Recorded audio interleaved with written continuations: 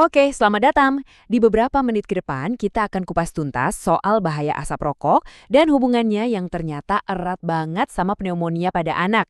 Ini informasi yang super penting ya, buat kita semua yang sayang sama anak-anak di sekitar kita. Kita mulai dengan satu pertanyaan yang mungkin bikin Anda mikir, hah, emang ada hubungannya? Jadi, apa sih koneksinya antara rokok yang udah mati dari tadi sore sama napas anak kita yang tiba-tiba sesak? Jawabannya mungkin lebih mengejutkan dari yang kita kira. Yuk kita cari tahu bareng-bareng. Oke, pertama-tama kita kenalan dulu sama musuhnya, yaitu pneumonia. Apa sih sebenarnya penyakit ini? Dan kenapa kok anak-anak yang jadi sasaran empuknya? Gampangnya gini, pneumonia itu infeksi yang bikin paru-paru meradang. Coba bayangin kantung-kantung udara di paru-paru yang harusnya diisi udara buat napas, ini malah keisi sama cairan atau nanah. Jelas ini bikin anak jadi susah banget buat bernapas. Terus, kenapa anak-anak lebih rentan? Nah, karena sistem imun dan organ pernafasannya itu belum sekuat orang dewasa, masih dalam proses pematangan. Inilah yang bikin mereka nggak cuma gampang ketularan, tapi sekali kena, penyakitnya bisa berkembang jadi parah dalam waktu yang sangat singkat. Nah, sekarang kita masuk ke biang keladinya, asap rokok. Gimana caranya paparan asap yang sering dianggap sepele ini justru jadi pemicu utama yang bisa merusak paru-paru dan jadi pintu masuk buat pneumonia? Angka ini bukan main-main loh. Anak-anak yang tinggal di lingkungan berasap rokok punya risiko 2 kali lipat lebih tinggi kena pneumonia.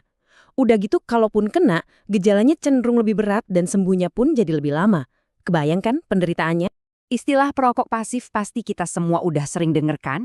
Ya, itu kondisi di mana anak kita terpaksa ikut menghirup asap rokok dari orang lain di sekitarnya. Tapi, ternyata bahayanya nggak berhenti sampai di situ aja.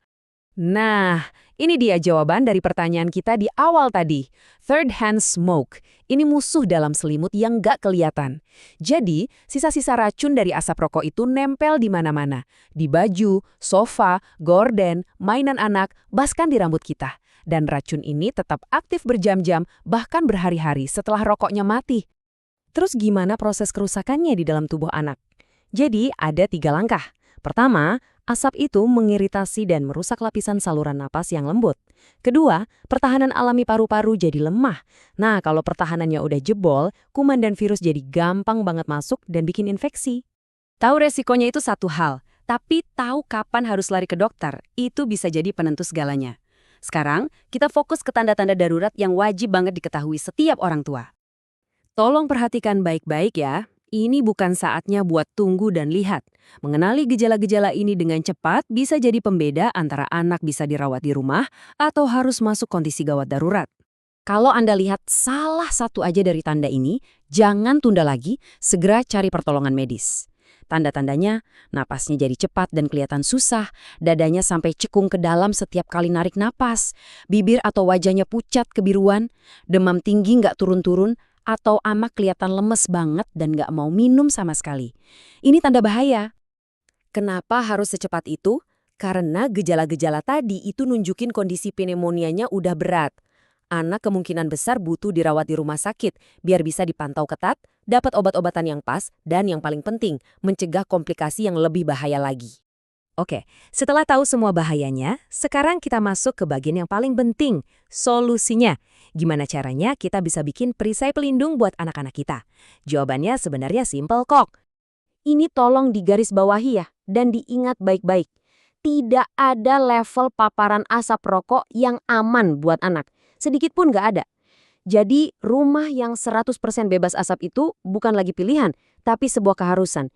Ini bagian dari pengobatan dan perlindungan. Coba lihat perbandingannya. Ini seperti 2 jalan yang berbeda untuk masa depan kesehatan anak kita.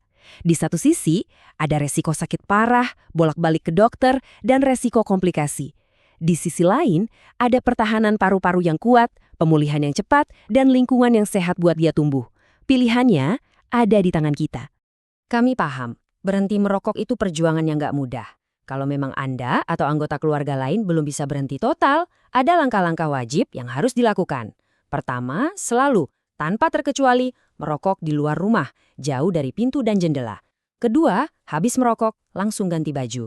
Ketiga, cuci tangan dan muka sampai bersih sebelum pegang atau dekat sama anak. Ini penting banget buat meminimalkan racun third hand smoke tadi.